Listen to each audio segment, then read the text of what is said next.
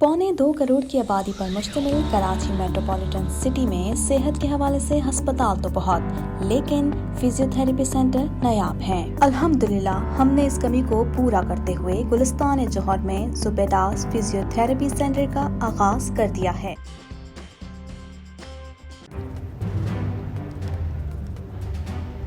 Islamic Finance TV, the only TV channel of the fastest growing Islamic economy in the world and the prime mover of Islamic finance news.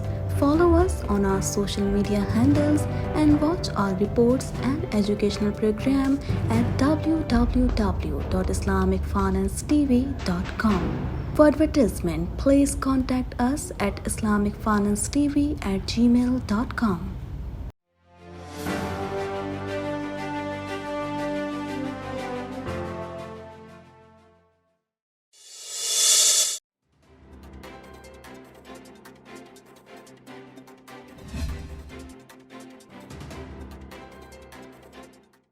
امیر جماعت اسلامی پاکستان سراج الحق نے کہا ہے کہ افغانستان اور پاکستان جڑواں بھائی ہیں، انہیں جدا نہیں کیا جا سکتا۔ ہماری تہذیب، ثقافت اور دین مشترک ہیں۔ افغان مہاجرین کے انخلا کے فیصلے میں جلد بازی سے گریز کیا جائے۔ ان خیالات کا اظہار انہوں نے المرکز الاسلامی پشاور میں جماعت اسلامی کی کمیٹی برائے افغان امور کے اجلاس سے خطاب کرتے ہوئے کیا۔ اجلاس میں پاک افغان حکومتوں کے درمیان تناؤ اور افغانوں کو پاکستان سے نکالنے کے اعلان کے بعد کی صورتحال کا جائزہ لیا گیا۔ سراج الحق نے کہا کہ دونوں ممالک انخلا کے حوالے سے مل کر جامع منصوبہ بنائیں۔ عجلت میں کیے گئے فیصلوں اور اقدامات سے طرفین میں دنیا اور مسائل جنم لیں گے۔ دونوں ملکوں نے مل کر استعماری قوتوں کا مقابلہ کیا ہے، اس لیے ضروری ہے کہ خوشحال مستقبل کے لیے بھی مل کر منصوبہ بندی کریں۔ ان کا کہنا تھا کہ ایک ایسے وقت میں کہ جب افغانستان میں ایک مستحکم حکومت قائم ہے، دیگر ممالک اپنے سفارت خانے کھول رہے ہیں، پاکستان کو نفرت کو ہوا نہیں دینی چاہیے۔ جماعت اسلامی افغانوں کا مقدمہ لڑے گی۔ جماعت اسلامی کے امیر سراج الحق کا کہنا تھا کہ پاکستان کے عوام نے نصف صدی سے مسلسل افغانوں کا ساتھ دیا ہے اور اس کے لیے بڑی قیمت بھی ادا کی ہے۔ انہوں نے کہا کہ ہمیں افغان حکومت سے بھی امید ہے کہ پاکستان میں دہشت گردی کے خلاف پاکستان کے ساتھ تعاون کرے گی۔ دونوں ممالک کا اختلاف ہمارے خلاف سیکولر قوتوں کا منصوبہ ہے۔ اس منصوبے کو ناکام بنانے کے لیے دونوں ملکوں کے عوام کو تحمل اور بردباری کا مظاہرہ کرنا ہوگا۔ انہوں نے مطالبہ کیا کہ دونوں ممالک پاکستان میں غیر رجسٹرڈ افغانوں کے انخلا کے لیے 31 اکتوبر تک کوئی باعزت راستہ نکالنے کی کوشش کریں۔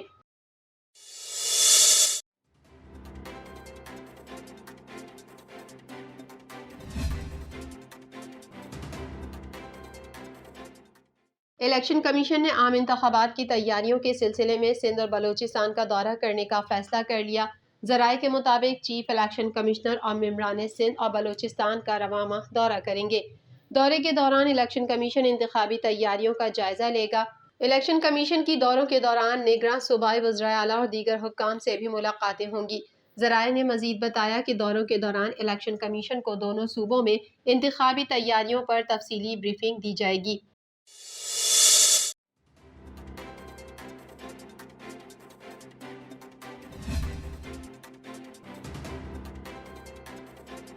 افغان ٹرانزٹ ریٹ کے تحت درآمد کی جانے والی اشیاء پر عائد ڈیوٹی اور ٹیکسوں کی مالیت کے برابر بینک گارنٹی اور بینک گارنٹی کی صورت میں قابل کیش فائنینشیل گارنٹی کو بھی لازمی قرار دیا گیا ہے۔ FBR نے کسٹمز رولز میں ترامیم کر دیں۔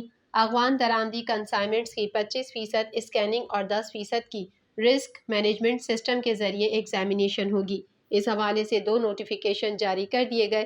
دونوں نوٹیفیکیشن کے تحت FBR نے کسٹمز رول 2001 میں ترامیم کر دی ہیں۔ پہلے نوٹیفیکیشن کے مطابق افغان ٹرانزٹ ریٹ کے تحت درآمدی سامان کی گڈز ڈکلیریشن جمع ہونے کے بعد 25% کنسائنمنٹ کی اسکیننگ ہوگی، جبکہ 10% کنسائنمنٹس کی رسک مینجمنٹ سسٹم کے ذریعے ایگزامینیشن ہوگی۔ دوسرے نوٹیفیکیشن کے مطابق کسٹمز رول 2001 کے رول 471 کے ذیلی رو 2 میں ترمیم کر دی گئی، جس کے تحت افغان ٹرانزٹ ریٹ کے تحت درآمد کی جانے والی اشیاء کے لیے درکار قابل کیش فائنینشیل گارنٹیز کو بینک گارنٹی کی صورت میں قابل کیش فائنینشیل گارنٹی قرار دیا گیا ہے۔ ان رولز کے لاگو ہونے کے بعد اب درآمد کنندگان کو بینک گارنٹی کی صورت میں قابل کیش فائنینشیل گارنٹیز فراہم کرنا ہوں گی۔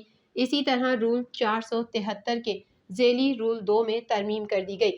اس ترمیم کے تحت بانڈڈ کیریئر اور کسٹم ایجنٹس کو افغان ٹرانزٹ ٹریڈ کے تحت درآمدی اشیاء کی جی ڈی فائل کرنے کے لیے کسٹمز سیکیورٹی کو یقینی بنانے کے تحت واجب الادا ڈیوٹی کو پورا کرنے کے لیے کسٹم کے ساتھ بینک گارنٹی جمع کروانا ہوگی۔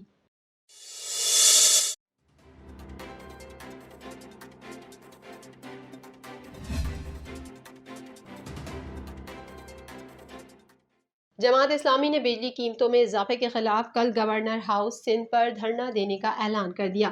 کراچی میں پریس کانفرنس کرتے ہوئے امیر جماعت اسلامی کراچی حافظ نعیم الرحمان نے کہا، بجلی کی قیمتوں کے خلاف کل گورنر ہاؤس پر دھرنا دیں گے۔ تمام اسٹیک ہولڈرز دھرنے میں شریک ہوں گے۔ دھرنے کی قیادت امیر جماعت اسلامی سراج الحق کریں گے۔ انہوں نے کہا کہ پیٹرول اور ڈیزل کی قیمتیں اس سطح پر رکھ کر معیشت آگے نہیں بڑھا سکتے۔ پیٹرول کے ساتھ تمام غذائی اشیاء سستی ہونی چاہیے۔ حافظ نعیم الرحمان کا کہنا تھا کہ سرکولر ریلوے K4 منصوبہ التوا کا شکار ہے۔ سندھ حکومت نے بیڑا غرق کر دیا اور سرکاری ادارے تباہ ہو گئے۔ سندھ میں اسکولوں اور کالجز کا حال برا ہے۔ جرائم ان آبادیوں میں پنپتے ہیں جہاں معاشی حالات خراب ہوں۔ کرائے پر اسلحہ ملتا ہے تو اسٹریٹ کرائم کیسے رکیں گے؟ امیر جماعت اسلامی کراچی نے مزید کہا کہ کل ایک میٹنگ ہوئی، وزیر اعظم کو بھی ہونا چاہیے تھا۔ کراچی سندھ کا کیپٹل ہے، پاکستان کی معیشت چلاتا ہے۔ مہنگائی بڑھاتے جائیں گے تو یہ نوجوان کہاں جائیں گے؟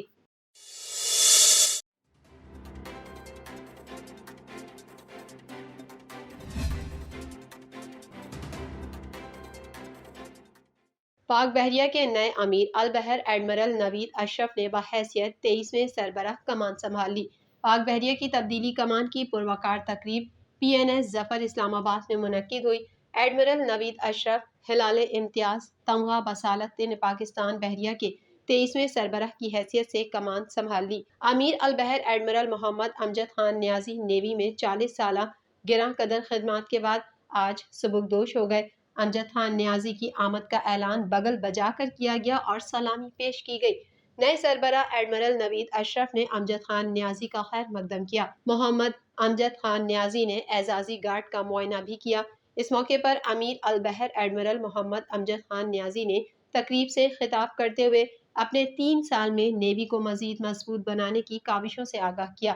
اس کے بعد نیول سیکریٹری ریئر ایڈمرل فیصل امین نے وزارت دفاع حکومت پاکستان کا نئے امیر البحر کی نامزدگی کا اعلامیہ پڑھ کر سنایا۔ سبکدوش سربراہ نے روایتی اسکرول پیش کر کے کمان نئے امیر البحر کے سپرد کی، جس کے بعد اعزازی گارڈ نے نئے امیر البحر ایڈمرل نوید اشرف کو سلامی پیش کی۔ پریڈ نے ایڈمرل محمد امجد خان نیازی کو قومی نعرے کے ساتھ رخصت کیا۔ پاک بحریہ کے نئے اور سبکدوش نیول چیفز اکٹھے پریڈ وینیو سے روانہ ہوئے۔